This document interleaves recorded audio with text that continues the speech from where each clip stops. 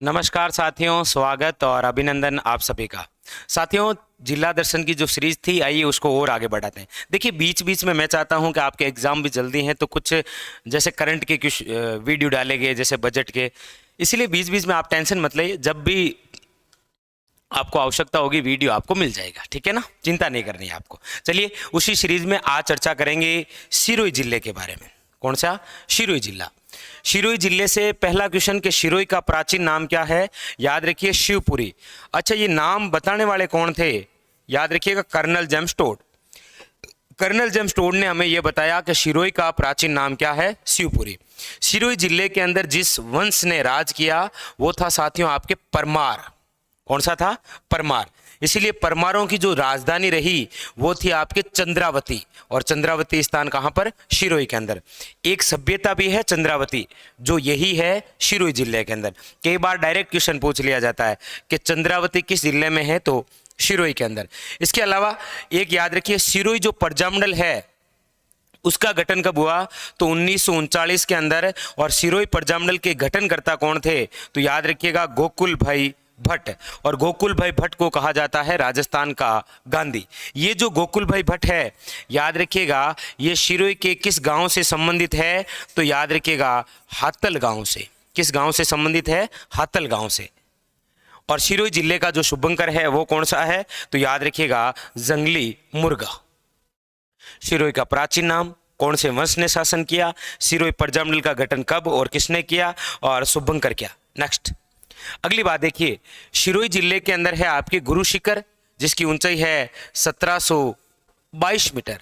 राज्य की, अरावली की, दक्षिण अरावली की सर्वोच्च चोटी पूछा जाए तो कौन सी है? गुरु शिखर। और इसी गुरु शिखर को कर्नल जेम्स टोड ने क्या कहा है? संतों का शिखर। और यही गुरु शिखर एक ऋषि की तपोस्थली भी रही है। कौन से की? तो याद रखिए, गुरु दत्तात्रेय की। नेक्स्ट, सिरोही के अंदर ही आपके राज्य का सर्वोच्च यानी सबसे ऊंचा पठार है, नाम है उडिया पठार, और जिसकी ऊंचाई है 1360 मीटर। याद रखिएगा, यहीं पर राज्य का दूसरा, यह भी पूछता है कि राज्य का दूसरा सर्वोच्च पठार कौन सा है? याद रखिएगा, आबू का पठार, और आबू की ऊंचाई है 1200 मीटर। याद रखिएगा, यही सिरोही जिले के अंदर एक स्थान है आबू, जो मंदिरों के लिए प्रसिद्ध है। इसीलिए कर्नल जेम्स टोड ने आबू को कहा है आपके हिंदू ओलंपस। याद रखिएगा, इसके अलावा राज्य की सबसे ऊंची झील भी इधर ही है, जिसका नाम है नक्की झील, जिसका निर्माण मान्यताओं के अनुसार कहा जाता है कि देवताओं व ऋषियों ने नाखूनों से खोदकर किया था। ये कुछ खास बातें हैं, गुरु शिखर, उडिया पठार, आबू का पठार, या आबू या नक्की झील। मतलब राज्य का चाहे सबसे ऊंचा पठार हो, चोटी हो, अभ्यारण्य हो, झील हो, दर्रा हो, वो सभी यही हैं। जैसे राज्य का सर्वोच्च दर्रा तो सिरोही जिले में है, जिसका नाम है पिंपली का दर्रा। इसके अलावा यदि अगली और हम बातें करें तो देखिए, सिरोही के अंदर स्थान है आपके कौन सा? माउंट आबू। माउंट आबू को कहा जाता है अर्बुद प्रदेश। माउंट आबू को कहा जाता है, याद रखिएगा, राजस्थान का शिमला। माउंट आबू एक अभ्यारण्य है जो किसके लिए प्रसिद्ध है? जंगली मुर्गे के लिए। ये जो माउंट आबू है राजस्थान में सर्वाधिक वर्षा वाला भी स्थान है, और ये जो माउंट आबू है राज्य में सर्वाधिक आर्द्र स्थल भी है।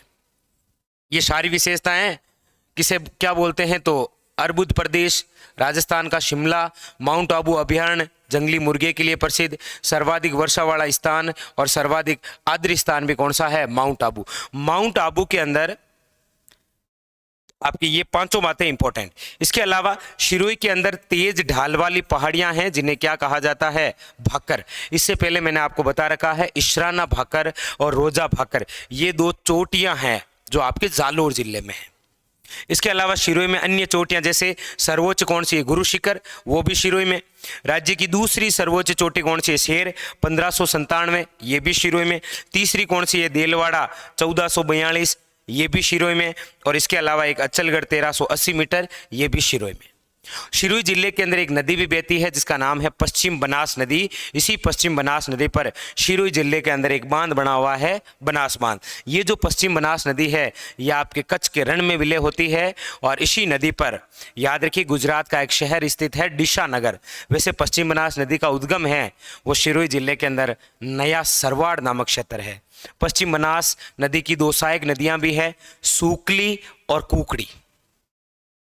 अगली बात देखिए, शिरोई के अंदर ये मंदिर बड़े इंपॉर्टेंट है भाई, नोट कर लीजिएगा, एग्जाम में पक्का पूछता है। दो मंदिर दोनों ही बड़े इंपॉर्टेंट, एक तो है विमल शाही मंदिर, दूसरा नाम है आदिनाथ मंदिर। एक है लुणव शाही मंदिर, दूसरा नाम है नेमिनाथ मंदिर, दोनों ही बड़े इंपॉर्टेंट। विमल शाही मंदिर का अन्य नाम है आदिनाथ, लुणव शाही मंदिर का अन्य नाम है नेमिनाथ। विमल शाही मंदिर का निर्माण करवाया था विमल शाही ने 1031 ईस्वी में, जबकि लुणव शाही मंदिर का निर्माण करवाया था तेजपाल या वास्तुपाल ने 1231 ईस्वी में। विमल शाही मंदिर का शिल्पी है कीर्तिधर, लुणव शाही मंदिर का शिल्पी है शोभन देव। और ये जो विमल शाही मंदिर है ना, इसके बारे में तो टोड ने कमेंट किया था कि देश में ताजमहल के बाद में यदि कोई दूसरी सर्वश्रेष्ठ इमारत है तो वो शिरोई जिले के अंदर बने हुए कौन से मंदिर, विमल शाही मंदिर है। तो विमल शाही मंदिर और लुणव शाही मंदिर दोनों बहुत इंपॉर्टेंट। इसके अलावा एक आपके पित्तलहर मंदिर जिसे कहा जाता है भीमाशाही मंदिर, इसका निर्माण भीमासान ने करवाया था। यहाँ की इंपॉर्टेंट बात है कि यहाँ पर भगवान आदिनाथ की 108 मण पित्तल की मूर्ति है। इसके अलावा अगली बात करते हैं तो देखिए, यहाँ पर मंदिर है आपके अर्बुदा माता, वो एक शिला एक पत्थर पर है, इसीलिए बोलते हैं अद्दर माता। एक ही बात है, अर्बुदा माता या क्या बोलते हैं अद्दर माता। इसे कहा जाता है राजस्थान की वैष्णो देवी, और ये आपके परमार वंश की क्या है, कुल देवी, याद रखिएगा कौन सी, अर्बुदा माता। इसके अलावा यहाँ पर शेमकारी माता का भी मंदिर है, कहाँ पर, बसंतगढ़ में। बसंतगढ़ एक किला भी है जिसे कहा जाता है बसंती किला, और बसंतगढ़ के अंदर शिलालेख भी है, बसंतगढ़ शिलालेख, जिसके अंदर हमारे राजस्थान नाम का सर्वप्रथम उल्लेख मिला है राजस्थान आदित्य रूप में 682 विक्रम संवत का। बसंतगढ़ शिलालेख का संबंध चावड़ा वंश से है, और उसके अंदर राजा वर्मलात की हमें जानकारी मिलती है। इसके अलावा शिरोई के अंदर अचलेश्वर महादेव मंदिर है, जहां पर शिवजी के पैर के अंगूठे की पूजा होती है, और ये अचलेश्वर महादेव मंदिर शिरोई जिले के अचलगढ़ में है, जहां पर दुर्सा आडा की पित्तल की मूर्ति है। ये खास और इंपॉर्टेंट। अगली कुछ और बातें देखिए, एक आपके किला है अचलगढ़ किला, इसका निर्माण तो परमार शासकों ने करवाया, लेकिन इसका पुण्य निर्माण कुंभा द्वारा करवाया गया है। यहाँ पर एक बार बेगड़ा का अटैक हुआ था, मोहम्मद बेगड़ा का, जिस पर वापस मधुमक्खियों का हमला हुआ, इसीलिए अचलगढ़ किले को कहा जाता है भौराथड़। इसके अलावा यहाँ पर बाजना गणेश मंदिर है, यहाँ पर ढोला मारू गीत गाए जाते हैं। शिरोई जिले के अंदर सर्वाधिक गरासिया जनजाति है। गरासिया जनजाति से संबंधित दो मेले याद रखेंगे, एक तो है गौतमेश्वर मेला जिन्हें कहा जाता है भूरिया बाबा, और ये गौतमेश्वर मेला जो शिरोई जिले के अंदर है ये पोसलिया नदी के किनारे है। और इसके अलावा शिरोई के अंदर सियावा में गरासिया जनजाति से संबंधित एक मेला भरता है, कौन सा, घोर का मेला, याद रखिएगा। अगली बात, अब ये आपके लिए क्वेश्चन है भाई, आप जरूर कमेंट करके बताइए कि राज्य की जो पहली नगरपालिका माउंट आबू में बनी वो कब बनी थी, जरूर कमेंट करके बताइए कब बनी थी।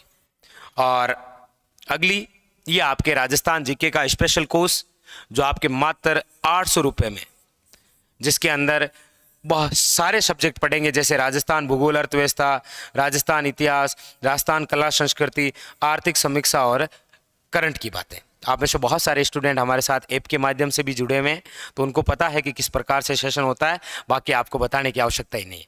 तो 800 रुपये मात्र के अंदर राजस्थान जीके, जिसकी 1 साल तक वैलिडिटी रहेगी। और एक क्वेश्चन आप बार बार पूछते हैं कमेंट करके कि सर वीडियो यदि हम लाइव नहीं ले पाए तो भी हमारे पास में रहेगा, बिल्कुल 1 साल तक वीडियो रहेगा। बोर्ड पर जो PDF लिखी जाएगी वो भी आपको मिलती रहेगी। और दूसरी खास बात, एक वीडियो को आप चाहे जितनी बार देख सकते हैं, ठीक है। फिर मिलेंगे अगले सेशन में। और ये सूचना आपके जो भी दोस्त हैं जिनको राजस्थान जीके में दिक्कत है उनको जरूर सूचित कीजिए। फिर मिलेंगे अगले सेशन में, तब तक के लिए धन्यवाद।